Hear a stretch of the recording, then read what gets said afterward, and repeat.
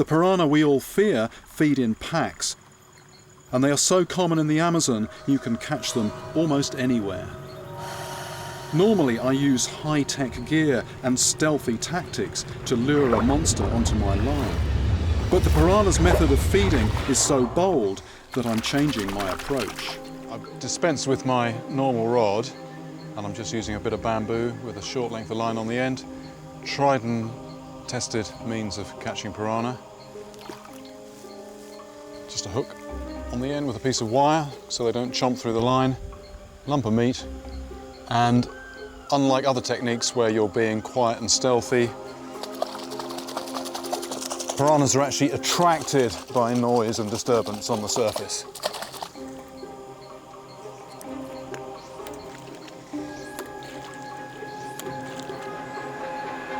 Oh, there we go.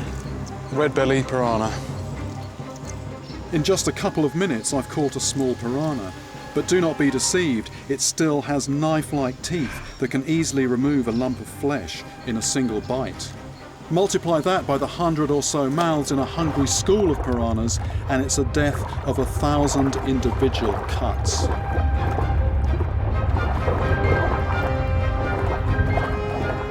A protruding jawbone with large chomping muscles means that when the mouth is closed, the triangular teeth from both jaws lock together like a bear trap. They are perfectly adapted to slice off pieces of meat, fins or scales, literally taking apart their prey piece by piece. They predominantly hunt fish, but they will eat the meat of almost any animal that crosses their path.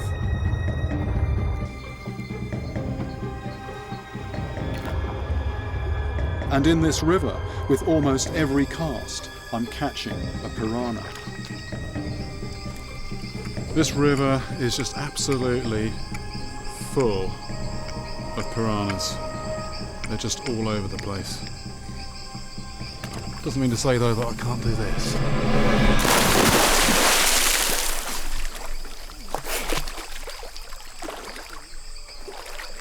Surely swimming in a piranha-infested river is suicide.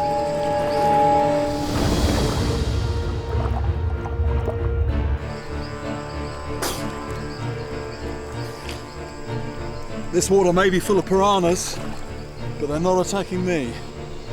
If I can swim here, and it's true that the old man from the fish market story and the victims of the bus crash were eaten alive, then something is missing that is needed to trigger a feeding frenzy. Still alive. There's plenty of water here. I'm guessing there's enough food for them down there without them wanting to attack me. So what about if I set something up where I know there are plenty of piranhas and I know they're hungry? But now, I've got to walk the talk. I've got to venture into the Gars' own underwater world.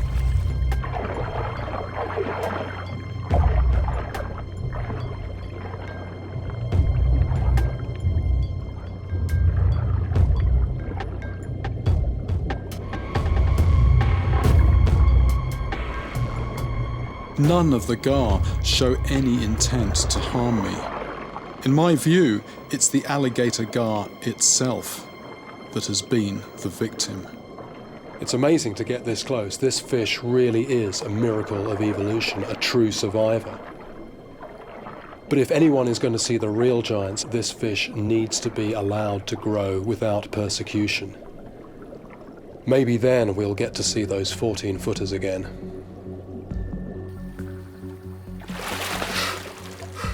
Oh, that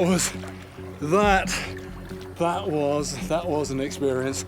Oh, I have to say the size and the aspect of those fish, though, when I first saw them, was really quite intimidating. But I think this is a very, very misunderstood animal, and I think it really is time that we just try to understand this fish a little bit better. According to the World Authority on these animals, an 8-foot-long monster is a real possibility. So when I hear about an aquarium with a 7-foot eel, I'm eager to take a look for myself. I'm normally quite confident getting in with fish, but there is something a little bit spooky about these characters, and they're actually nudging me already. I want to catch and measure the biggest eel I can find in this tank. Maybe the thing about black neoprene, maybe, I don't know, maybe they think I'm a funny kind of eel. I think I feel slightly more comfortable with something covering my feet.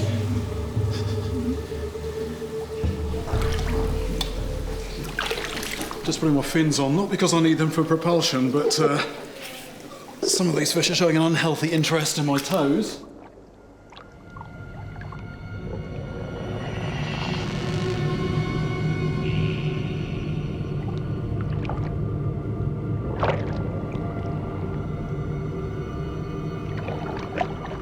I swim down to take a look around, but the tank is full of dark hidey holes, and there must be at least 30 sizable eels down here.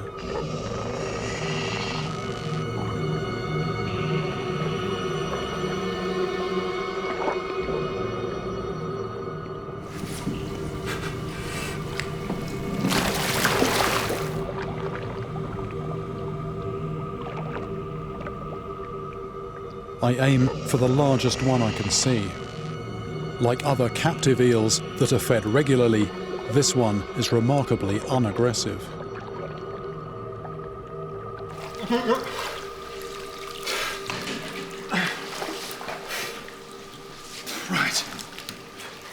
Right.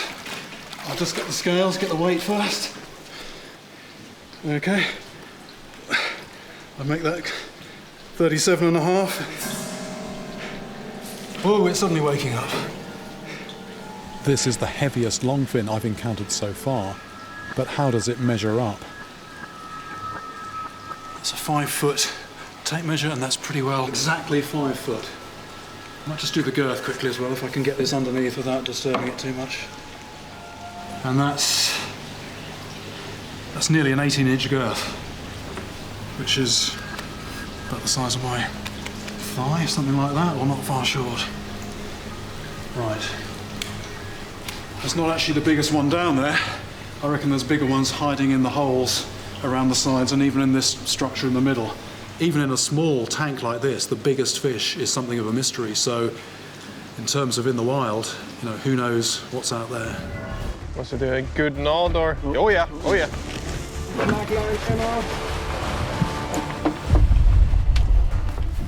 Yeah.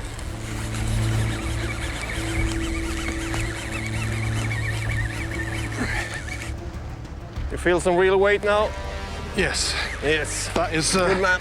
that is not the lead. That's a fish. It's my last chance. But is it the monster I've come so far to find?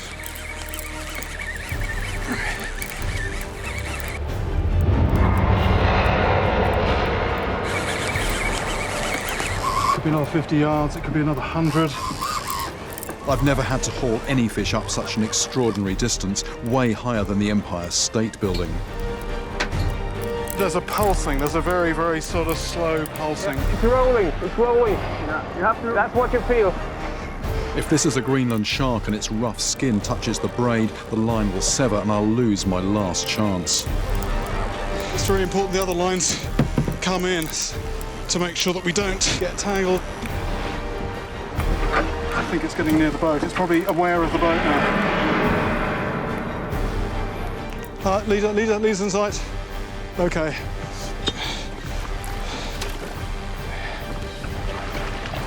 There she is, there she is.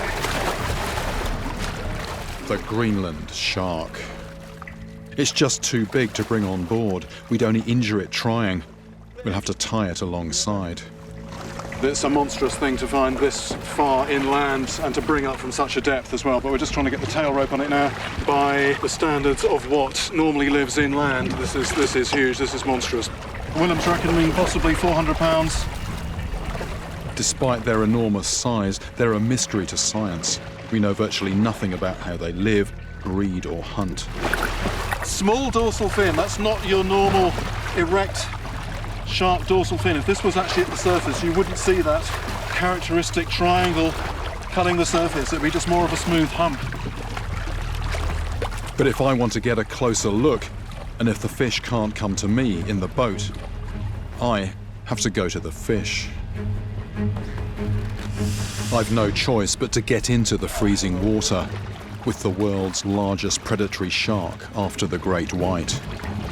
This water, even through the dry suit and about 5 layers of undergarments, is cold. It's cold, and this thing lives in it all the time. But not up here, nearly half a mile down. Dark brown in colour. If this came up and did break the surface, you wouldn't actually think it was a shark. You wouldn't know what it was. It has got this sort of upturned boat hull appearance. What a beast this is. It's believed they'll eat almost anything they come across down in the abyssal depths. No one yet knows what potential threat they pose to humans. I've lost the front of the shark. I'm a bit too close to the business end. I'm going to come back a little bit. I think it's probably getting close to the time when we should actually slip the hook out and let it go back to the depths. Yep. Okay.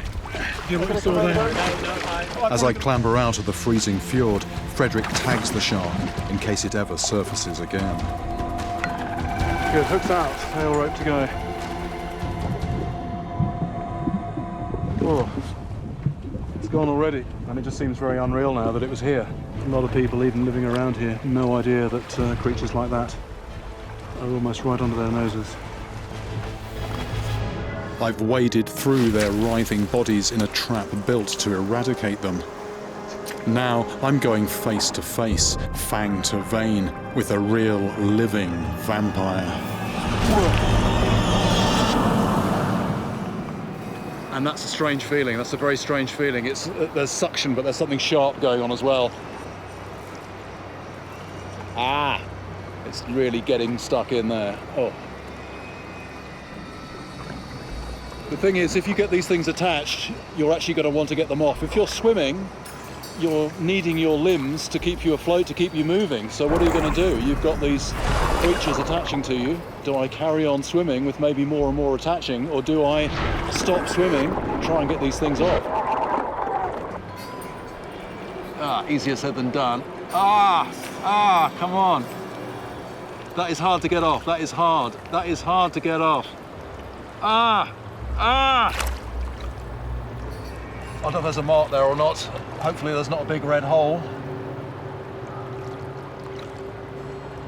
That feels a bit sore. I mean, these things are like aquatic vampires. I don't think that's an experience I want to repeat. Yeah. I think I've seen and felt enough. But netting a lamprey in someone else's trap is not my idea of catching a river monster. I'm upping my game.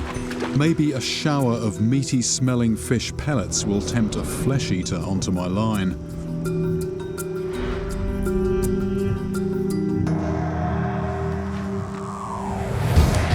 It's another bite, and this beast feels much bigger than the last one. It's going the entire length of the lake.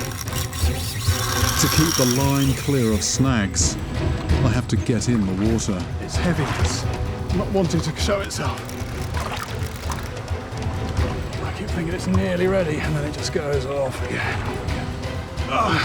Could this heavyweight, perhaps, be the Mekong's mysterious mutilator? As long as my feet are firmly planted, I'm not in danger.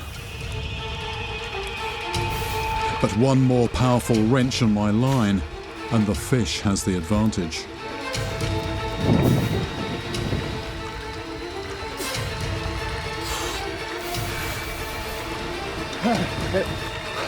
I'm just touching the ground.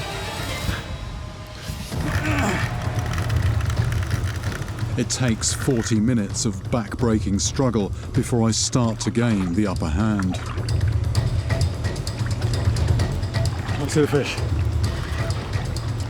That's the fish on the surface. This is one of the biggest freshwater fish on the planet. Large Mekong Catfish. Very hard to hold up, very heavy, but also just incredibly powerful. I can't think of any other fish this size which is this powerful, and one of the reasons is this huge tail here, but it's also all the muscle that powers that. And there were a couple of moments I thought I might go under and be towed into the middle of the lake. Mekong giant catfish can grow to well over 600 pounds, but there's no way this fish is capable of tearing into a human. I can't see any teeth, and if I put my hand in there, there's nothing at all. So although this took a very strongly flavoured fish bait, which is quite unusual for one of these, which is normally herbivore, vegetarian, there's no way this can cut or slice anything or anybody. Despite its size, this giant is no more a suspect than a toothless carp or an endangered turtle. As we approach our dive site, I'm starting to feel more nervous. No one has ever dived with tigerfish before, because most divers consider these waters too dangerous.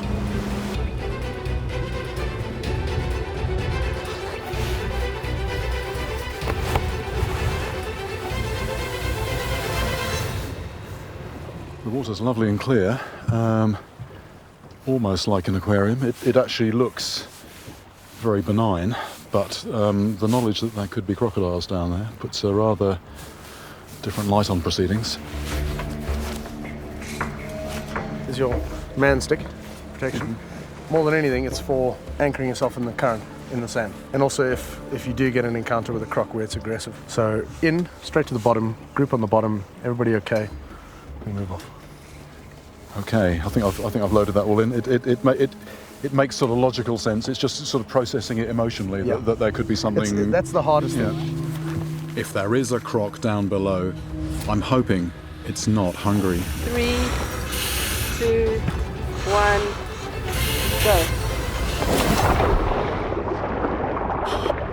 go. I'm most vulnerable at the surface, which Brad calls the kill zone. To a lurking croc, my silhouette would present a clear and tempting target. So to minimize the risk of an attack, I descend quickly to the riverbed. Totally different world from how you imagine it. You can see how it'd be very easy to blunder into something.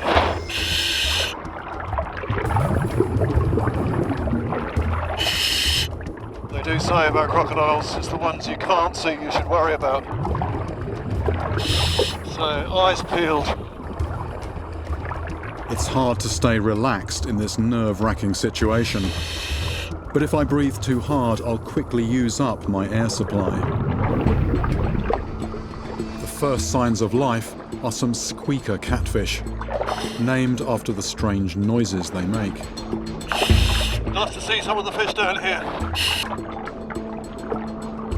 They stick close together, partly for protection, but whether from tigerfish or crocs, I'm not sure.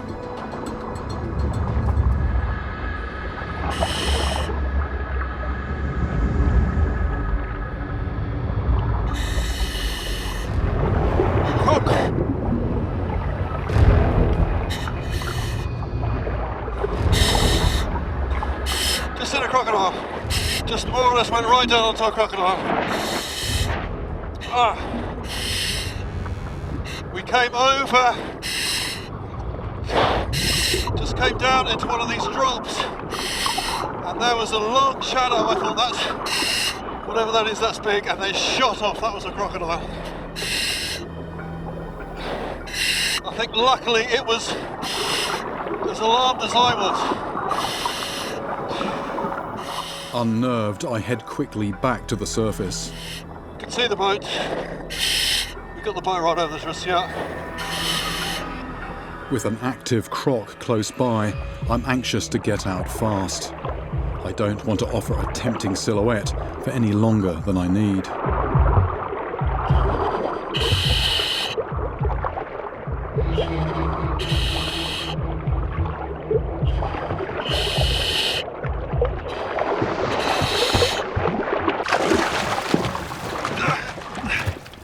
A little bit of an unexpected visitor, but it's, I mean, that's just a lesson, you know? Yeah.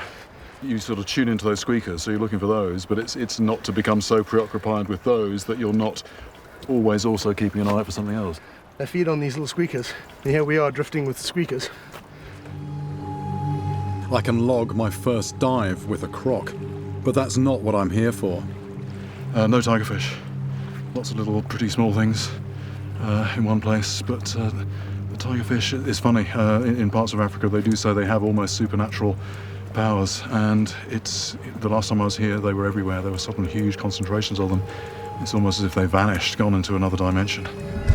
Welcome to my piranha pool. Here at a local hotel, just like my favourite Bond villain, I've filled a small swimming pool with over 100 red-bellied piranhas, and they haven't eaten for days. It's the perfect opportunity to test just how voracious these creatures are. Everybody knows about sharks being bloodthirsty killers. Just wondering if piranhas have the same kind of sensitivity to blood. I've got a hook here. That's one way to find out. Sacrifice a bit of my own blood and take it from there.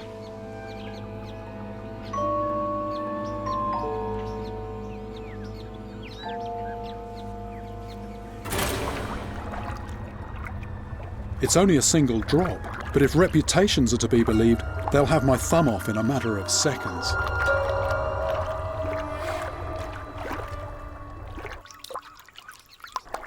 I don't know, I think that's possibly a bit inconclusive. They are moving around, but that could have just been the movement of my thumb. Maybe a little drop like that was a bit ambitious, and perhaps I need a slightly larger quantity.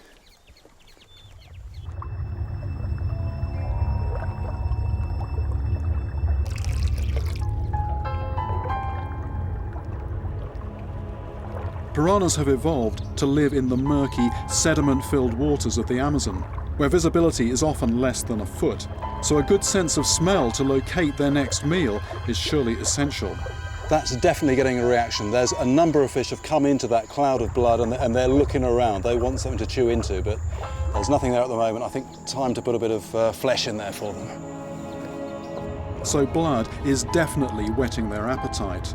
And there would have been blood in the water from those injured by the impact of the bus crash. Now, I wonder how these piranhas will react to a bloody piece of prime steak.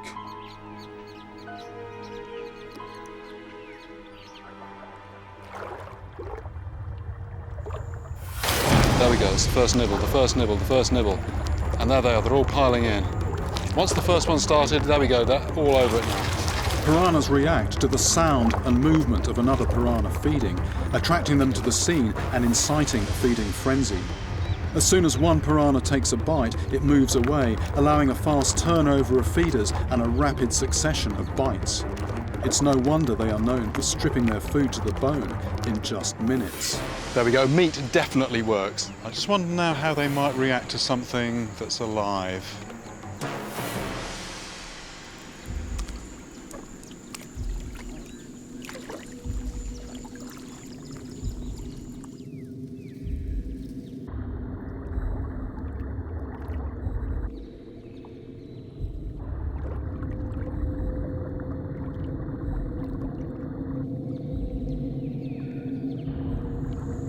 These piranhas were tearing into a piece of dead meat just a couple of minutes ago, but they're just not interested in me. So what is it that turns piranhas into vicious, murderous killers? That is what I want to try and find out. These sharks are not known man-eaters, but in these remote waters, few people choose to swim, though sharks rarely encounter humans. To find out if salmon sharks would attack people, I now realise that I'm going to have to put my rod aside and test their aggression the only way I know. It looks like there's no alternative to using myself as bait.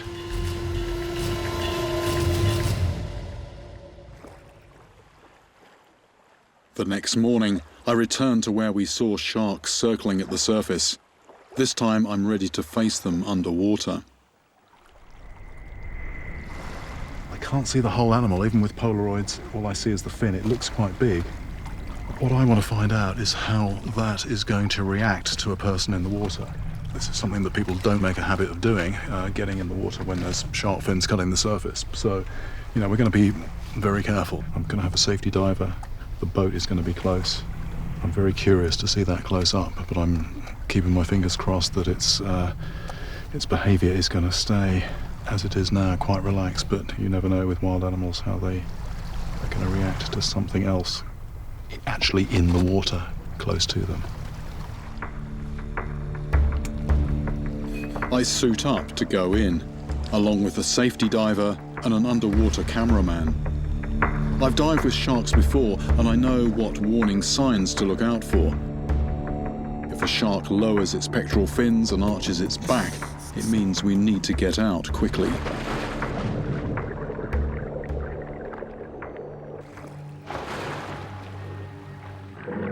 We have radio communication with the rescue team on board, and the boat will stay close by.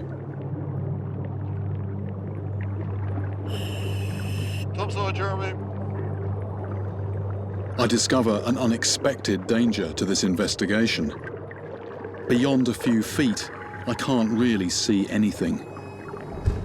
The water is very soupy. It's very cloudy, lots of bits. Your horizon is very, very short. No, you're not going to see anything here until it's pretty much on top of you. I could be eye to eye with a 10-foot shark before I know it. I might not be able to see any warning behaviour before it's too late. Out of the corner of my eye, I see the flash of a shark tail descending beneath us.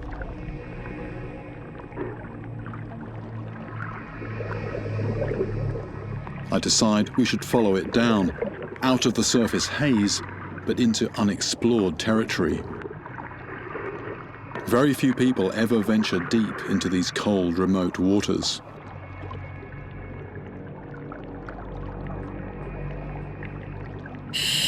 We're on the reef.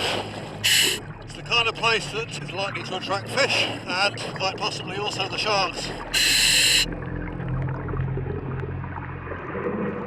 There's certainly no shortage of life around the reef's rocky outcrops. Rockfish and anemones glow in my flashlight as we inch our way forwards. This feels like prime shark hunting territory. We've arrived at a sudden plunge down into deep water. Who knows how deep it is down there? Who knows what's down there? The rocks seem to disappear into an abyss beneath me. The sharks could easily be patrolling these depths, but their dark coloration would give them great camouflage in the shadows. I would struggle to see them, but fear they can easily see me.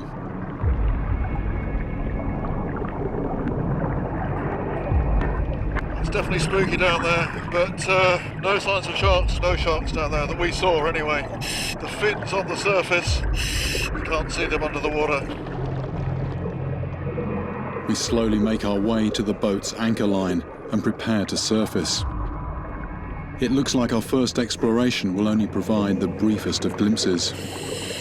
I'm starting to get towards the end of my air, and I have to say I'm feeling a mixture of disappointment and relief. Topside, Jeremy, coming up the anchor rope now. As we approach the surface, the visibility closes in once again.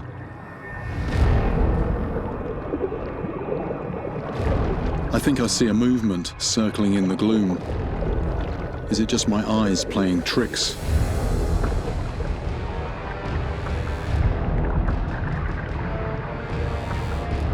That's something, that's something. It's a shark, it's a shark.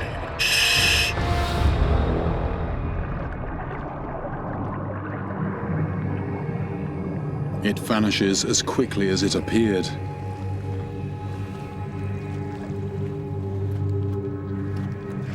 Actually had a shark swim in front of me. Just a very, very dim silhouette, but it was definitely there. Very fleeting. It's a glimpse. Hope to do better than that. The interesting thing was, they weren't, this behaviour, I don't know quite what it is, that, they definitely weren't coming in for us. If anything, they were avoiding us. There's something very strange about this slow circling behaviour at the surface. It feels like the sharks are biding their time, maybe preparing for the hunt.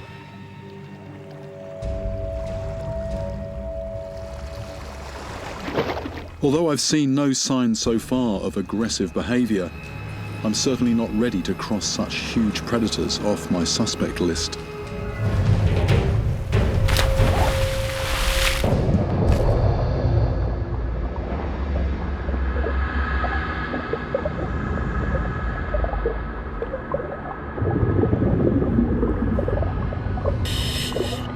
It's almost like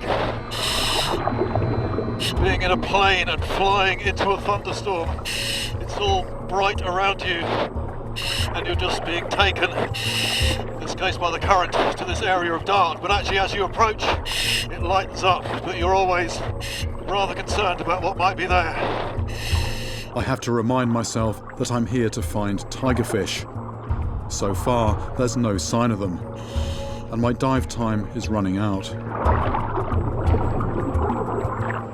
Could the tigerfish have moved on, I wonder?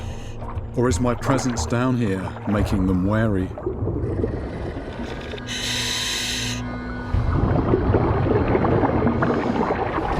Croc! Just seen a croc. Just seen a croc. This looks quite big. Just more or less went right down onto a crocodile. Ah! It looks right at me and keeps moving. I follow it, trusting in Brad's theory that the water is still too cold for this large reptile to be in feeding mode. But even if this is true, the croc will still bite me if I get too close to its head.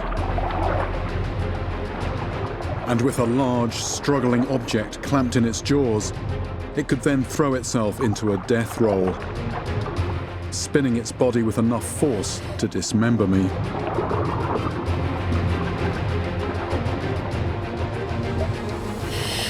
I am within about a foot of its tail. Unbelievable, unbelievable that I can get this close. I don't even touch it. I've just touched its tail.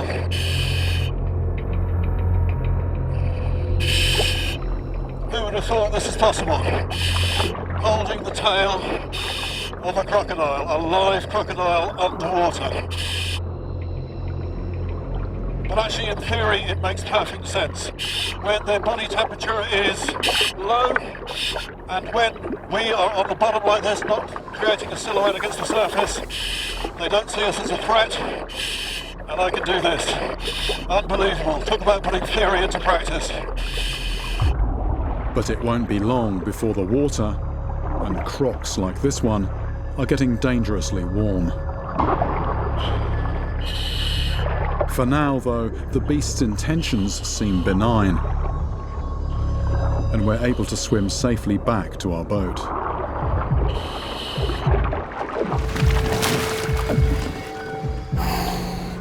Just getting breath back a little bit, not necessarily all down to exertion. That was me touching a croc, a live croc. I was trying to put into words while I was down there what that felt like. I was partly quite detached and theoretical about it. I know what Brad has told me about these being very special circumstances here. Their body temperature is right down.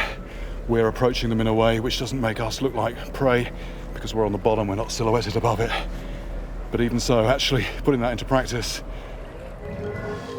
Near traditional villages, the rivers are protected by the community. No outsider can fish here without permission from the chief. Until the elders consider my request, I can't get a line in the water. Yet word of my interest in the Totumbale is spreading. Some fishermen assure me they know where it lives.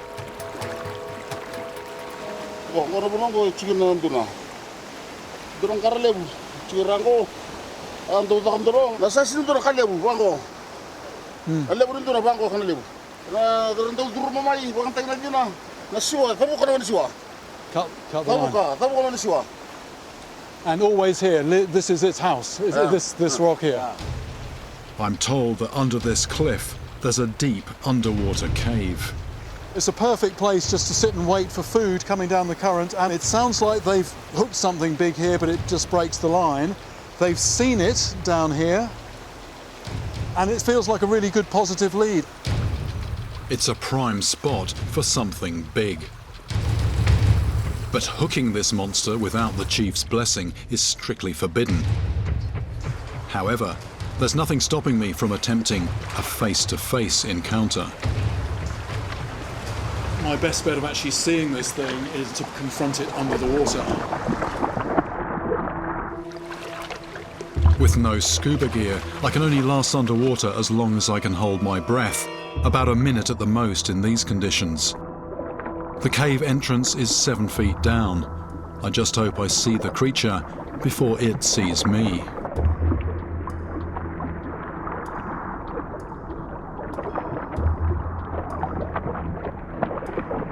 This brings back memories of my close encounter with a giant Indian catfish, the gunch. For all I know, the totombali could be the local name for a similar man-eating fish. But here, I see nothing. It really is quite spooky down there. It's very important when you're breath hold diving is to relax physically and also mentally, but when you've got this mental picture of something that might lunge out at you from the shadows, it's quite hard to sort of cultivate that inner calmness. Pushing deeper, I discover this is no small cave. It's a dangerous labyrinth.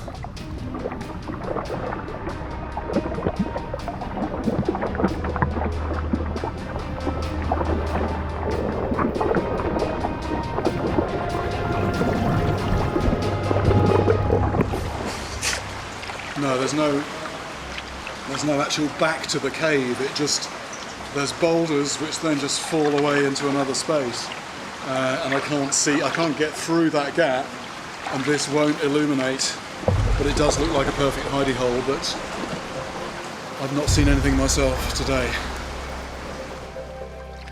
All my hopes of progressing this investigation now rest with the village chief. At a waterfall, he tells me he has caught hanzaki here in the past. It's a good place for them to hunt.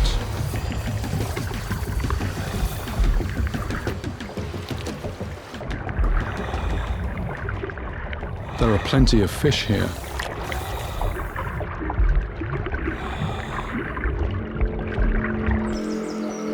I try the other side. The current is surprisingly strong, and I'm not entirely sure what it is I'm hoping to confront. But I think I've hit the jackpot.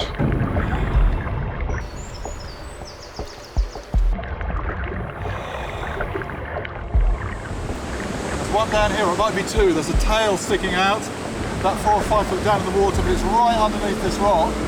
It did move, as I came past, it did sort of shuffle further in though. But you understand, the problem is, I just have the tail, a little bit of tail sticking out. So hold the tail, grab tight. Okay. Okay, so grab tight, and then in the net. Okay, I'm worried it might double round and have a go at me. Reassured by Mr. Toshimoto, and with my new and peculiar weight belt, I go in to confront my monster. It is a tough and robust animal, so I need to get a firm grip for its safety and mine. I am way out of my comfort zone. This isn't a monster I can catch on the end of a line. I've got to use my hands.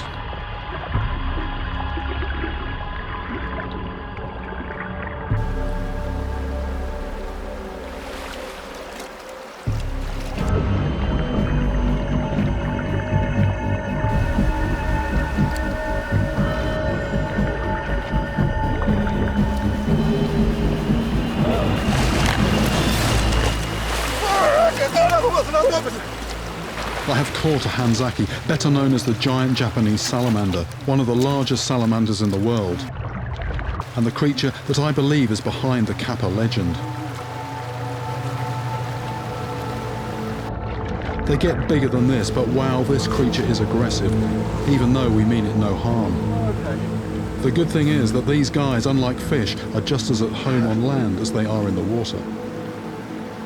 Pretty soon, he calms down. That is a Hanzaki noodled. And I'm very pleased that even with my gloves on, my hands stayed away from that mouth. He wasn't too amused by the fact that he was just pulled out of his hole like that. But this, I think, is the creature I've been after. Looks a bit like a fish, but it's got hands. And that's exactly what this has got. Mr. Toshimoto is monitoring the health of the Hanzaki population along this river. It's nearly 10 pounds. Measuring, weighing and micro-tagging every one of his catches, Counting all the digits, all normal. so that when he recaptures them he can build up a clear picture of how this incredibly rare animal is faring in the wild. Best part of a yard long. And now we have collected a new one for his study. This is an animal that hasn't been caught before. It doesn't have a chip in it, so that's a really good capture. Normally I wouldn't be allowed to touch this, but the fact that I'm acting as Mr. Toshimoto's assistant means that I'm able to work with this animal. There are only a few pockets of these endangered giant salamanders left in the wild, these creatures that haven't changed since the age of the dinosaurs. Their survival is an important part of Japan's natural heritage. And when I try to release it, this national treasure still makes one last attempt to bite me, before disappearing, unfazed by his capture.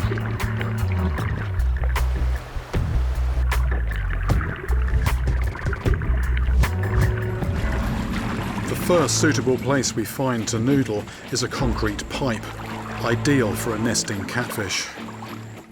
The plan is for Dylan to take the lead, because the opening is too small for me to fit into. The opening under the water is silted up, leaving only a tiny gap for entering. The plan is for Dylan to stick both his legs into the hole. When the catfish attacks, he'll pin it against the side. But to do this, he has to be totally submerged. Seeing Dylan about to offer his body as bait in part makes me understand why America is called the land of the brave. Oh, you got in there. Yeah. There's definitely a big catfish in there. Got him? He's in between my legs. Dylan has a catfish pinned against the opening, but he's now wedged in. Luckily, he can get his head just above the water to breathe. Go under his legs. What I'm going to do, I'm going to get my head under him and try and get that gill. Okay. Right, ready? I have to get down there and grab what Dylan thinks is a big catfish. Right, I've got the gill as well. I grab it and pull it to the surface. Wait. It's been a real team effort, and Nate puts it on a stringer so I can then let go.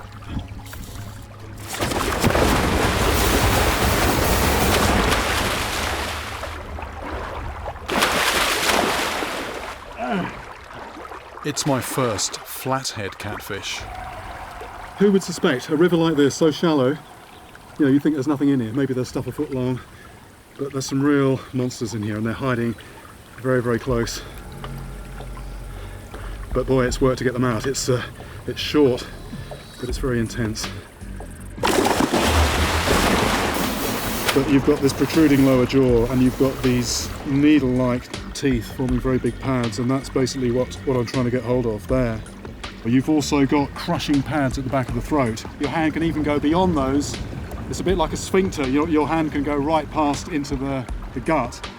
The other thing you've got to watch out for on these is you're trying to reach in and just get on the gill flap, but the gills are protected by those very sharp gill rakers, and if you get one of those getting near your fingers and the fish starts to thrash and try to spin, those are going to sort of create a bit of an injury as well. So it's quite a formidable mouth that can do a bit of damage. This one weighs around 40 pounds, a big fish by anybody's standards. But Nate thinks it's too small to enter into the contest, so we let it go. We need to catch bigger ones than that if we're going to have any chance of winning the contest. I want to see how reef sharks behave when presented with larger bait, and how they react to a human in the water. Soon, it's clear from the activity on the surface that they don't feed alone. Well, the sharks are here, no doubt about that. The bait's ready. And down it goes.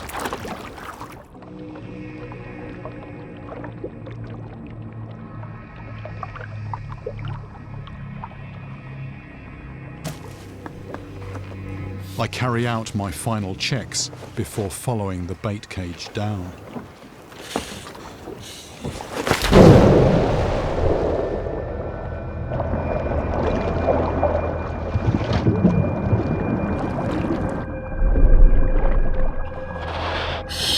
Sharks all around me, all around me. Ooh.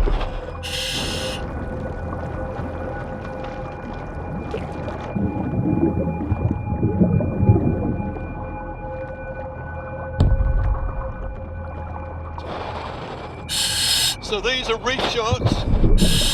They're resident here on the reef, and they're sizable. They're good sized fish. This is quite a spectacle. Lots of fish. They are very concentrated, very stirred up and excited by the smell of the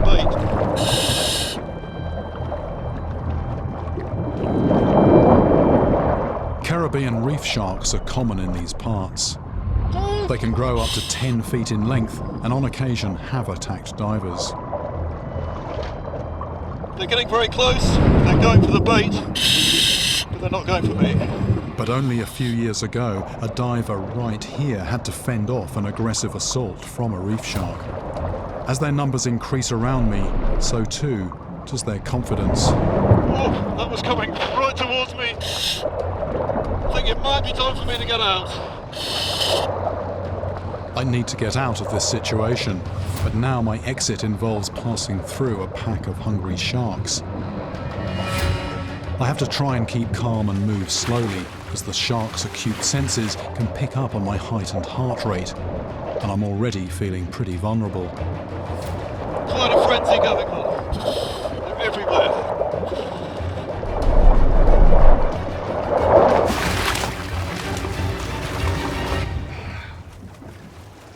That's pretty intense. But whether they'd actually take somebody down, I think they're capable of it, but I don't think they'd have the motivation. But in terms of actually clearing up remains down on the bottom, well, having seen the way that they were going at that bait box, absolutely no doubt that they could do that. No doubt at all.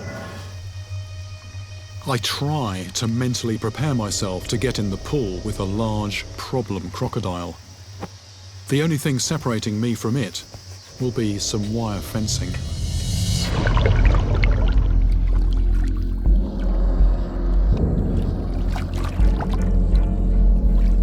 Smorg, a 25-year-old, 16.5-foot adult male, is immediately alerted to my presence in the water. And within seconds, we are face to face.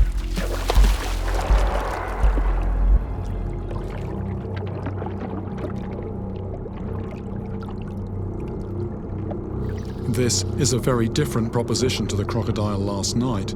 Smorg is around twice the length and weighs in at around 2,000 pounds, nearly a ton.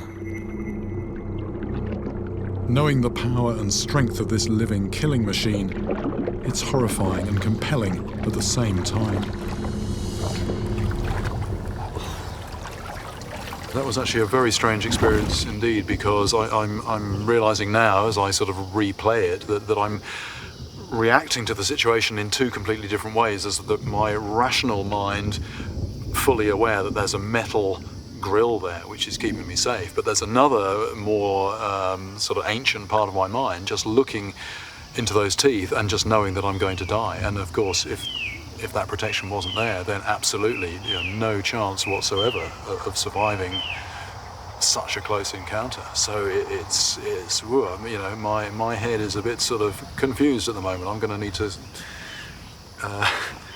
need a little time to process that properly.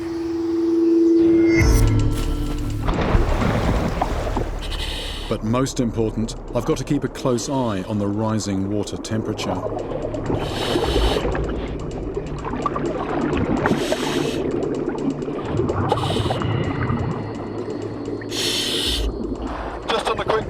checked, it's 65 degrees, so we're sort of borderline in terms of crocodile behaviour. So we're on that point where there is a kind of trigger where the crocodile's behaviour flips from one thing to another. The water may be clear, but beneath the floating papyrus, there is no sunlight. Going into the cave. Now this is where visibility is really shutting down. Topside diver 1, do you receive? Over. Within seconds of entering this underworld, I've lost all contact with the safety boat.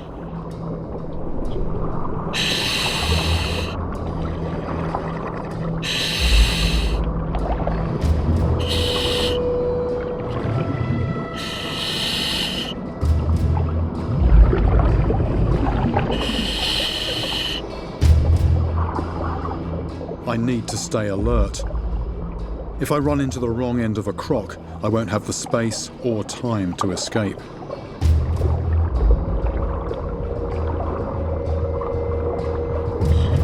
A shaft of sunlight pierces a small gap in the reeds, revealing a little more of this strange parallel universe.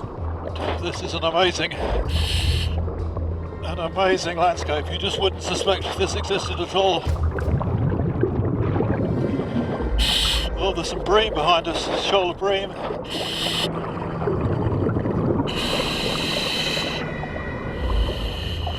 Then, something big comes looming out of the shadows.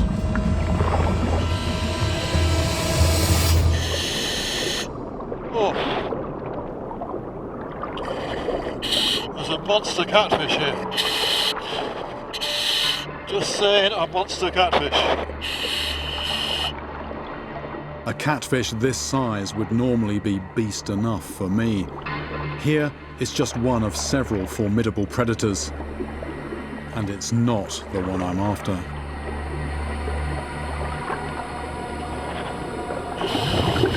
Suddenly it's opening out. I've no idea where I am.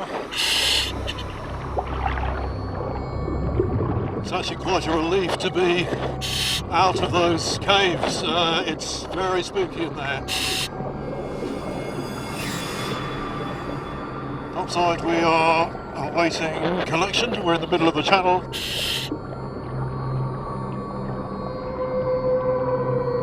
For several minutes, there's no response. Then at last, a voice in my earpiece.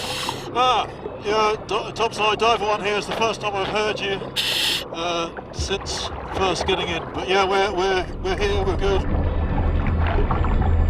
The boat is a welcome sight above me. We're under the boat.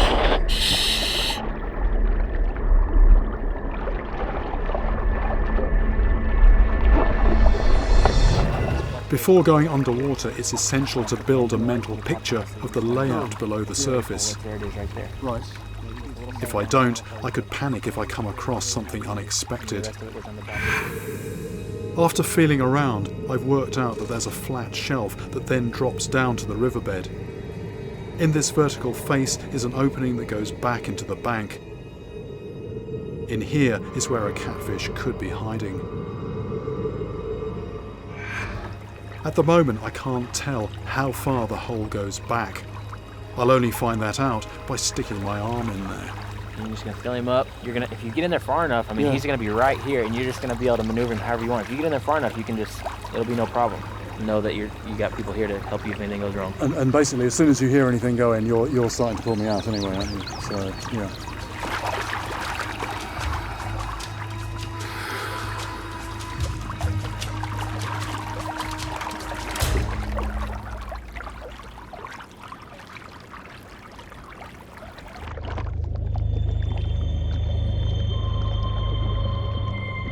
I put my whole arm into the hole and feel around for what seems like an eternity, but there doesn't appear to be anyone home.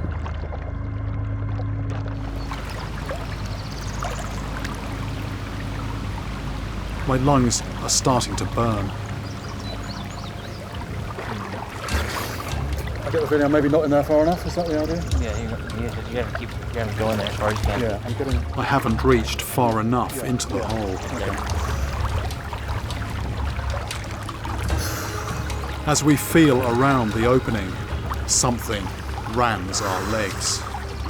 Oh. He's in there, keep it blocked. Yeah, he just swallowed my whole foot. Yep. Yeah. We have to make sure that the hole is totally blocked so it can't escape. I submerge again. This time I go head first into the hole, which just keeps on going and going.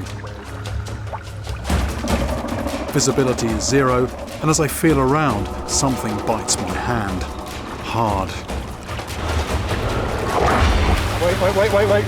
I manage to get a good hold of it and bring it to the surface. I finally noodled a massive catfish. Oh! Well, that fish was lying there. Boom! Bit me once and let go. And then I sort of fumbled around and then actually reached into its mouth. It's a creepy feeling. I'm putting my body in there. Dylan's feeding me in, pushing me in, head first into a hole under the water. There's something that's going to bite me in there. It's dark. I can't see anything. What a stupid thing to be doing. You know, just ridiculous. But I mean, as fishing goes, it doesn't get much more mad than that. As Nate promised, the catfish is still full of fight. It tries to do a characteristic roll. If we can't control it, it has the strength to break my wrist. Oh! That's doubling my... Oh! Luckily, it decides to let me go. Big flathead catfish. I mean, well named. That head is flat, that lower jaw poking up as well. But just what a beast. It looks a bit sort of torn up. It's got some battle scars. That adipose fin here should just be a normal clean lobe, and that's been split. It's got a bit of a lump on it. Tail's a bit torn. One possibility is these things move into beaver holes, and if there's a beaver already in residence, you know, the beaver probably takes exception. And so, you know, these things have a bit of a tough time. They've got to compete for real estate down there.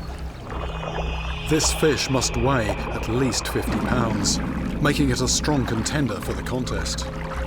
Considering the fish that attacked Bobby Sparks was twice the weight of this one, any doubts I had begin to dissolve. According to her husband, the attack happened at 5 o'clock in the afternoon.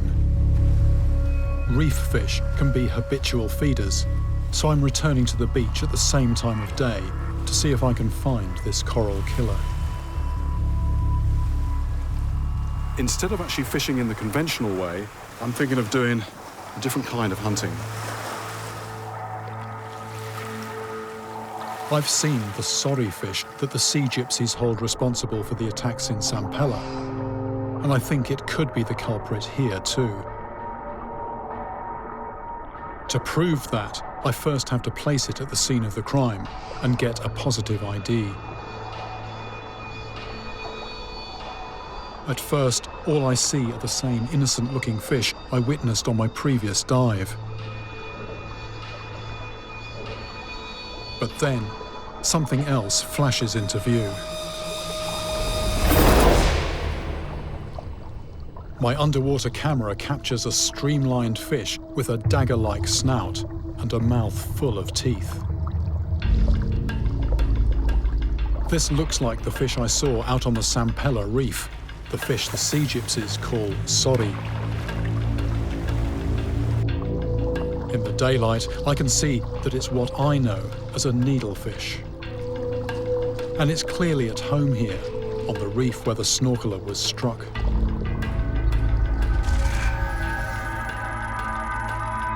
The predatory needlefish can grow to 5 feet long, and those elongated jaws hold as many as 200 teeth. When closed, its jaws form a rigid and sharp point, like the end of a dagger. There's actually lots of fish species that are known to jump out of the water at certain times.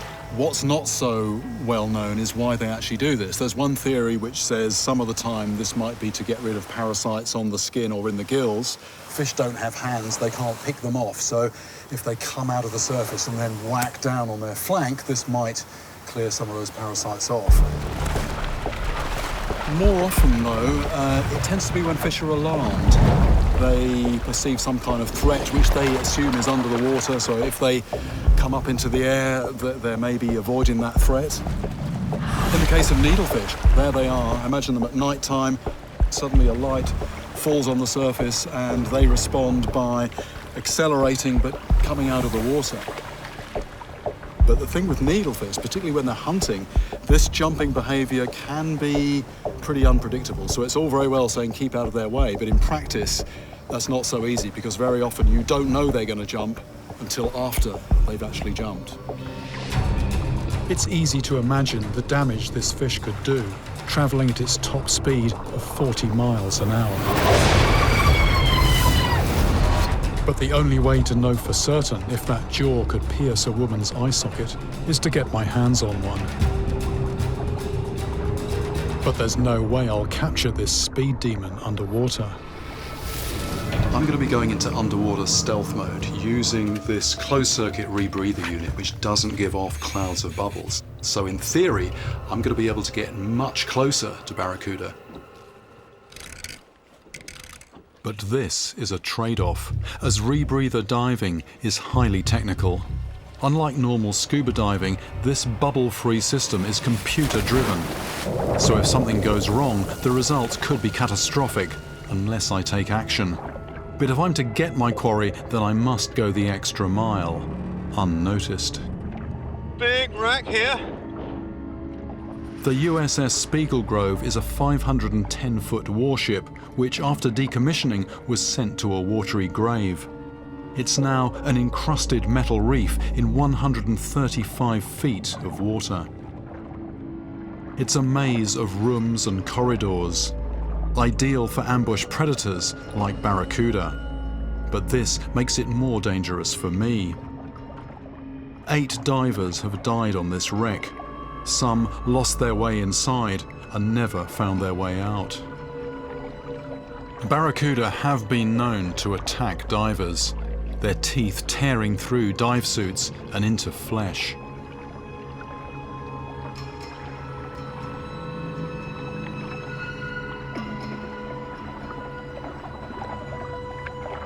The visibility deteriorates the deeper I go. Barracuda.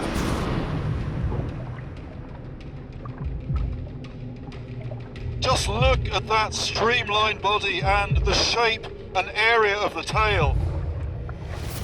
The Barracuda really is the perfect predator. I'm wondering if there's some sort of territorial thing going on. They will stand their ground. I think the thing is, this wreck is a piece of prime real estate, and they are sort of defending their interests to it.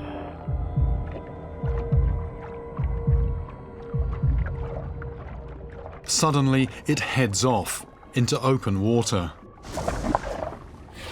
which is when I spot them massing above me. There is just a stack of Barracuda here at about 30 feet. Lots of fish, good-sized fish. Perhaps they're gathering to protect themselves from a larger predator that I've not seen. I'm now actually holding formation with a squadron of Barracuda. Suddenly, I'm surrounded by thousands of razor-sharp teeth. They move off, and I return to the surface. I know the tigerfish are here somewhere, but my presence seems to be spooking them, which isn't what I was expecting. Maybe I need to get deeper and try to approach them from below. There's a widening of the river here, and this is a deep hole, and apparently at the upstream edge of the hole there is quite a sharp drop-off, and this is precisely the kind of place where fish will gather, small fish waiting for food particles to settle, but also the predators. It's the kind of place where a predator can lie up, not expending much energy, and just waiting to grab whatever comes by. So we're going to slide down, see who's at home.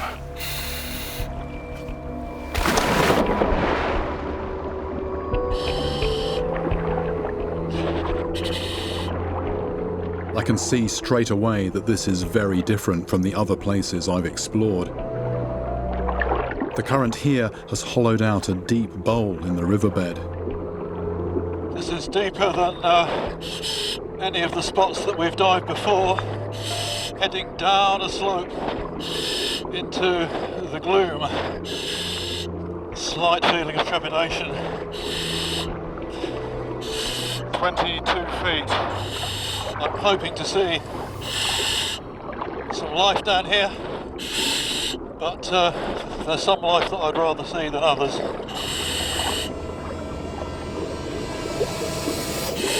This is the remains of a wooden canoe down here on the bottom of the river.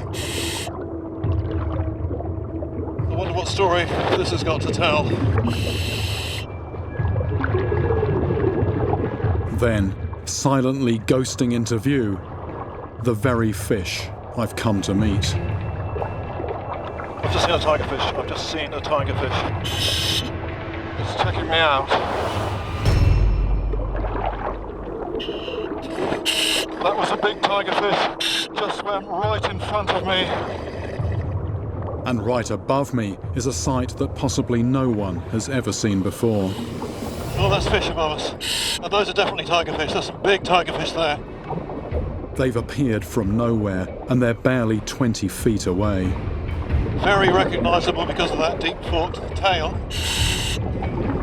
A shoal of tigerfish. There must be at least 50 adults in this pack, all of a similar size. And those are just the ones I can see. Wow, that is a lot of tigerfish. They're in more numbers than I thought possible. And they're still coming. Well, I've finally found the tigerfish. There are packs of them. This is really quite incredible. I'm very aware that the tigerfish are between me and the boat, but so far they're keeping their distance. Maybe they're biding their time. If they really are super aggressive, then why are they holding back? Perhaps what's missing is something to provoke that first crucial bite. The bite that unleashes the rest of the pack. It sounds crazy, but maybe I need to provide a trigger. What I have in mind may just be the riskiest thing I'm ever likely to do. Since last night, the team have been checking the long line, and at last, there's something on it. Could the assassin be waiting for me? There's something big on the long line. We're hoping that it's a tiger shark. And actually, I can see a long shape in the water up there. That's a very big shark. It's very hard to say how big that is. It's down several feet, but this is definitely, definitely a serious sized fish. It's on the surface. It's a big tiger shark.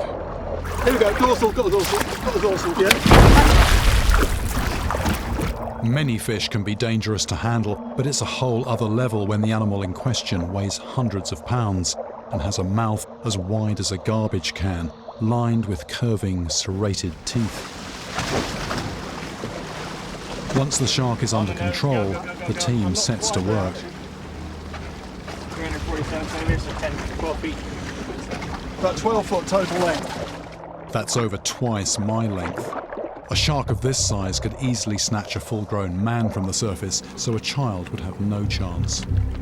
Tiger sharks are solitary hunters and are in the top 3 in terms of danger to humans, along with bull sharks and great whites. All right, play on. Don't fool around. Pull the boat in.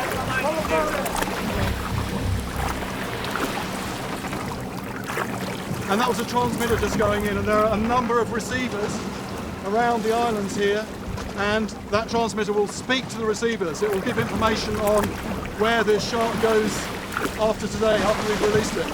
I don't think I've seen surgery like this quite before. Can flip it the other way up there.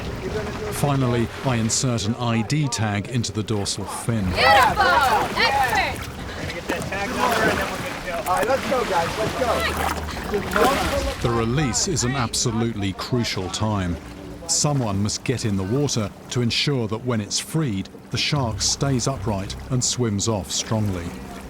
Today, that someone is me. The ropes are released, and I take hold of the fins of a shark twice my length.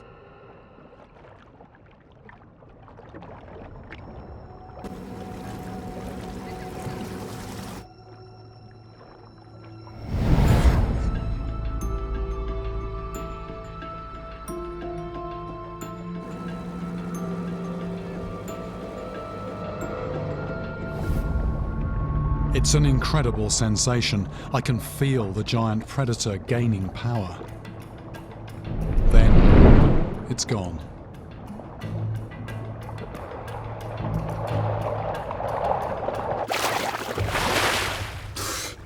What a massive animal, massive animal.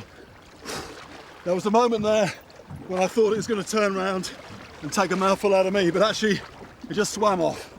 So, what does that say about tiger sharks? The more I hear about these giant octopus, the more formidable they are. If they are so stealthy, intelligent and powerful that they can pluck a shark from the water column and devour it, then what chance has a human being got in an underwater struggle? Unless you're really lucky, like Ron was, there's only one way that's going to end. The dark, icy waters of Puget Sound are a far cry from the tropical archipelago, but both places are home to a number of octopus species which share the same predatory behaviour. For my best chance of an octopus encounter, I'm using a rebreather unit. This circulates and refreshes the air I'm breathing without the release of bubbles, helping me to stalk a giant octopus without being noticed. It's another very challenging dive, and I struggle to adapt to the low light. These dark depths are home to some truly bizarre creatures.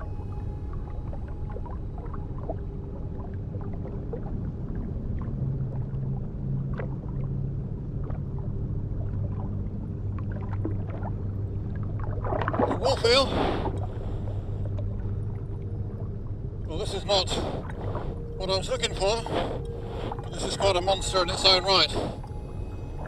Amazing what you'll find wedged into the smallest places. What a weird looking thing.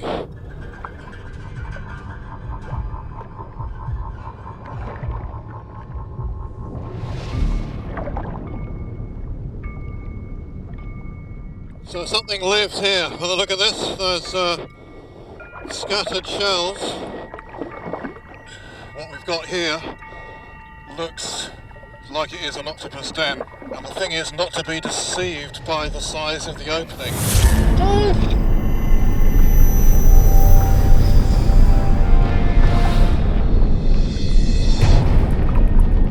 Well, this is a giant Pacific octopus. The largest known species of octopus, and certainly the biggest octopus I've ever encountered.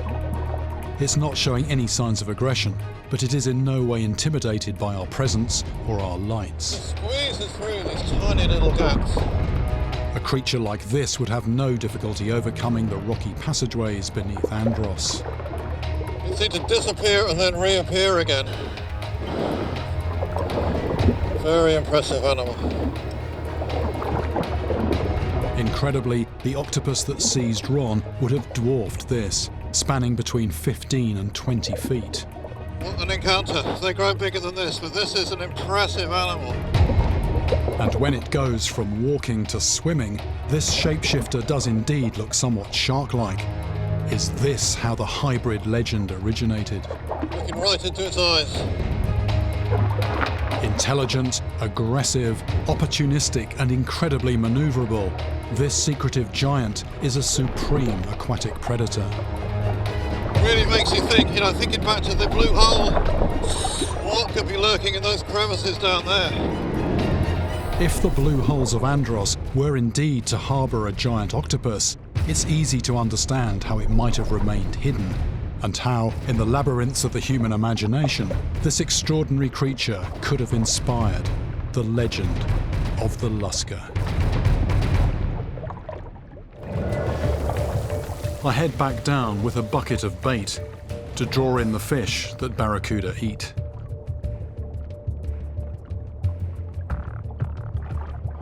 And start chumming the water, wondering what is lurking out there.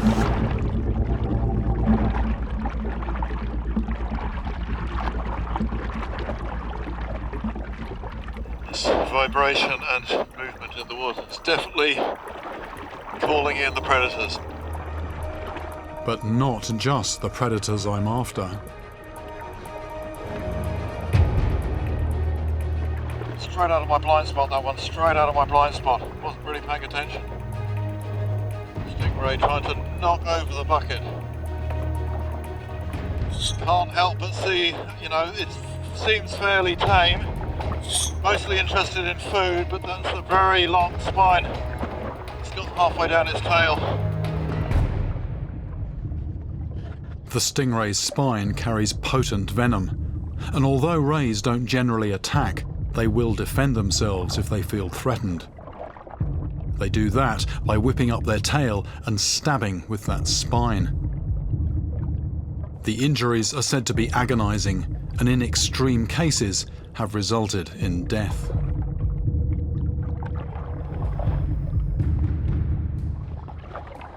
I can give her the odd little scrap to keep her happy.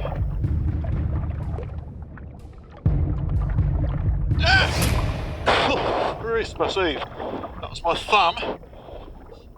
Stingrays don't have they don't have sharp teeth. They got lots of small teeth, but they've got a very powerful bite. So I just felt.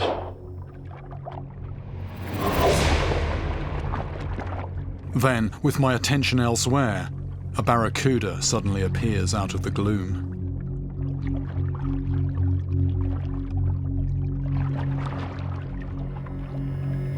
There's one out here. Here's my bait. Here's my rod. Normally I've got a reel and some line. Today I've just got the bait attached to the rod.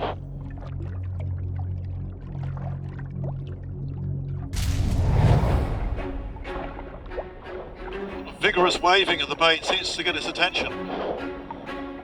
Here we go.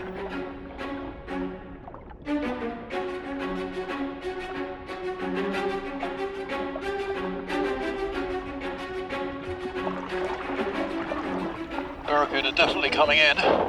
There's definitely a sort of a cautious approach going on.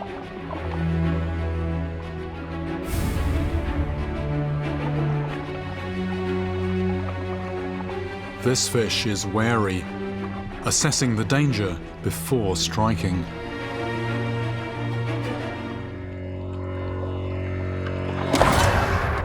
That came in at a rate of knots. It just locked on and it was coming at speed. Just fearsome, absolutely fearsome, these things. Just a little rain of scales in the water.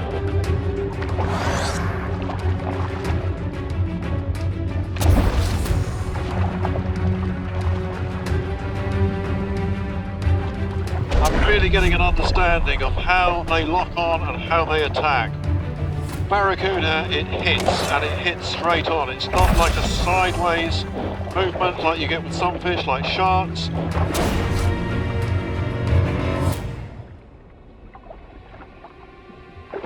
Didn't take the bait, it just sliced the end clean off. Whew. I scarcely even saw it. That's what must have happened to Bill's foot. For a moment there, I wasn't looking at a fish getting nailed, I was looking at a human foot, and I can absolutely imagine now what must have been going on underneath the water when Bill got attacked.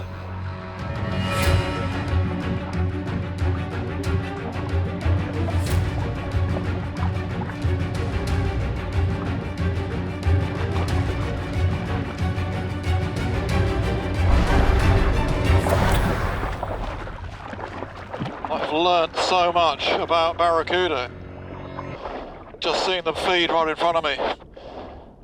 I can certainly now visualise much better what's going on out of sight under the surface. Now, my only remaining chance of seeing this fish is to dive at night. The thing about going in at night is, for me, it's very much cranking things up another notch, or actually several notches. It's much easier to be disoriented, no real points of reference. Also, your horizon is so much shorter, and what that means is you don't get to see anything off in the distance. I need to set my fears aside if I'm going to solve this mystery. The water is full of plankton, which I'm hoping will summon a sea serpent up from the murky depths. I wait again for it to appear, this time in the eerie, silent darkness.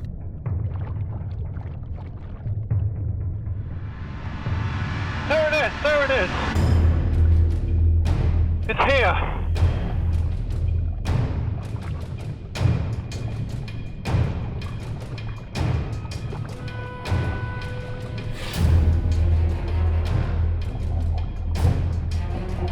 This is incredible. This is absolutely incredible. I think more people have seen the Earth from space than have seen one of these this time. Such an outlandish looking thing. I might even touch it. I actually touched it. Oh! Even so close, it's hard to judge its length, but I estimate it's about 2.5 times my height. Very, very fast and manoeuvrable. It doesn't flex the body. It's just a fin undulating like a wave. Oarfish don't have swim bladders, so they can move very rapidly up and down the water column. Seem to be definitely using the chain as a point of reference. Really follow this up. Look at this. 1 minute it wasn't there, and then suddenly it's right next to me. I can scarcely believe this. It almost came out of another dimension. I feel so privileged to be in the presence of one of the most elusive creatures on the planet. And just as I think it can't get any better, There's two. They're incredible. Why do they do this? Why are they here? Are they feeding? Are they breeding? Well, this is going to be on film, hopefully. If it wasn't, I think I would doubt the accuracy of my senses. Did I really see what I just saw?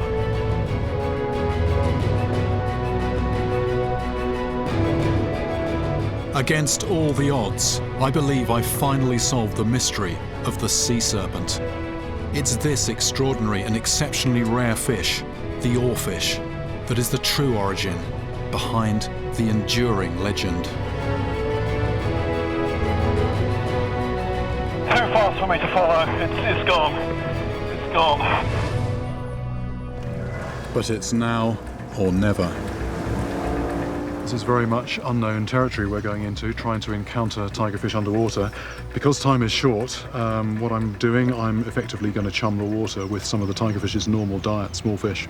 So I've got a few handfuls of this, and I'm going to throw that into the water and see how they respond. And I'll be in the water with them. I've no idea how chumming the water will affect the tigerfish, but I'm hoping they're still here. If they do turn nasty, I'm ready to run for the boat.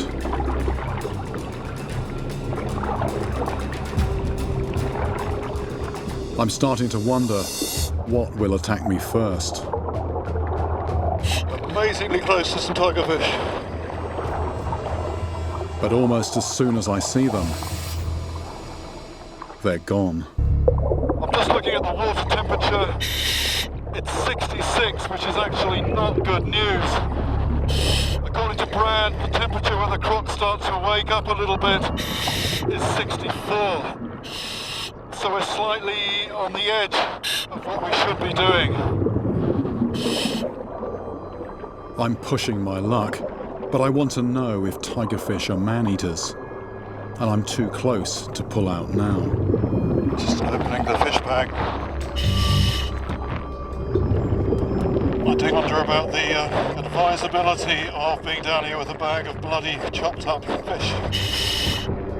Within minutes, the tigerfish are back, and this time they're coming in to check me out.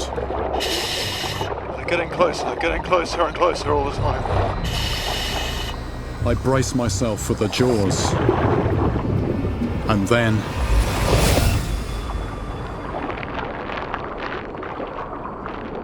nothing. I'm in plain sight of perhaps 50 hungry tigerfish, yet they're refusing to touch me. This is really quite incredible. They're so bold underwater, coming so close. It really shows that hunger overrides all other emotions. In theory, I'm an easy meal, but the fish seem more curious than murderous. They've got the jaws and teeth to attack me, but plainly they don't see me as food. I'm simply not on their menu. So what about those rare stories where people have been attacked? The victims of the overturned boat and the migrant workers mauled in the river. So in other conditions, could tigerfish take down a person? The answer may lie in the river itself. My experiment tells me that as long as tigerfish can clearly see what they're dealing with, we're safe. But visibility is rarely so good. Imagine more cloudy water conditions when they can't make out an entire human shape, just disembodied hands or feet flashing through the water in front of them. Factor in the way they hunt in packs, their instinct to bite first and ask questions later, and their boldness to all pile in once the first fish has taken the first bite. In those conditions, I think it's true to say that I wouldn't feel so happy to be in the water with them. It looks like I was lucky on my first dive. The sharks nearby were not on the hunt. But I now need to find out what happens if someone is in the water when these sharks are in their very aggressive feeding mode. Scott has agreed to join me on my investigation, and we head towards a location surprisingly close to land where he thinks we'll find hunting salmon sharks. To check we are in the right place and that there are active sharks here, a remotely operated camera will quickly give me a view underwater.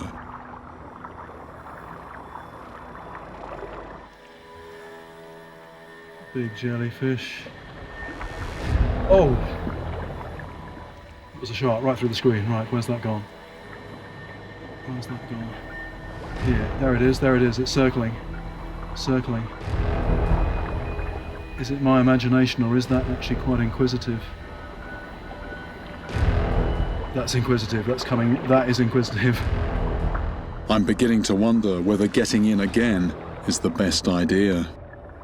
Right, there's the bottom there, it's quite close to the bottom of that. Oh! That wasn't this sort of sleepy circling behaviour that we've been seeing on the surface. That looked much more purposeful, and that looked like it was definitely investigating. The sharks are clearly very curious. Now to test their behaviour in their most aggressive state. We need to get them into their feeding mode by putting bait in the water. We are seeing if we can get the sharks interested in herring. We're not using hooks though, we're just clipping them on. If these sharks go for the bait, this will set us up to replicate the scenario I'm interested in testing. What happens if a fisherman falls overboard when a pack of sharks is hunting next to the boat?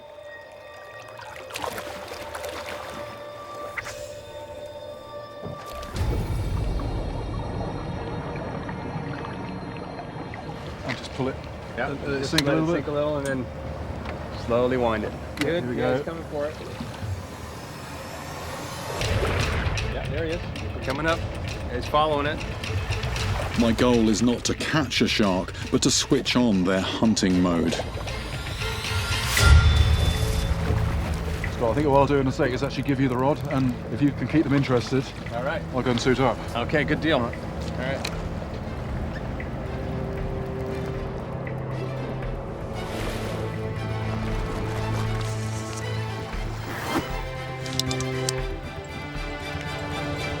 What we're going to do now is get in with them. It does sound potentially rather a crazy idea, but it's the only way we're going to gauge how they react to people when they're actually in that feeding mode. I'm going in without any protective equipment, just a dry suit and a snorkel. But I'm staying close to the boat in case they appear ready to attack. Scott says I should be okay. I have to hope he's right.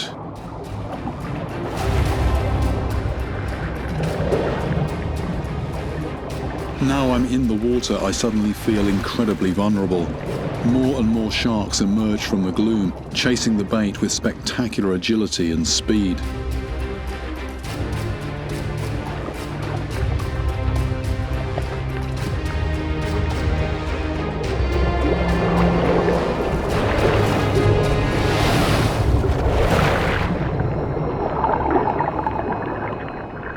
That shark took that herring right in front of my face, saw its mouth open, and then it just turned away. They're feeding, but not on me so far.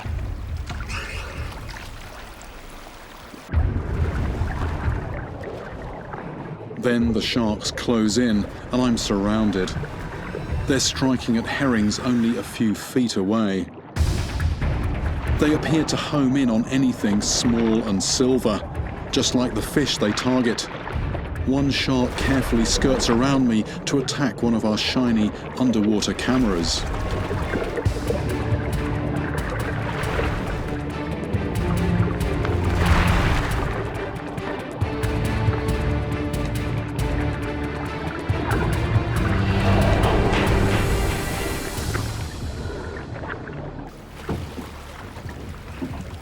Very, very close feeding action there. One took the herring right in front of my face. It was coming towards me, but I think it was totally focused on that herring. I was there as a sort of an obstacle. It was an unnerving experience, but what's important is that I emerged unscathed. These fish are definitely in feeding mode, no doubt about that, but they're not going for people. That is shark mythology. The reality about these ones is they're focused on fish. The water turned red with blood. Something had severed through his penis and had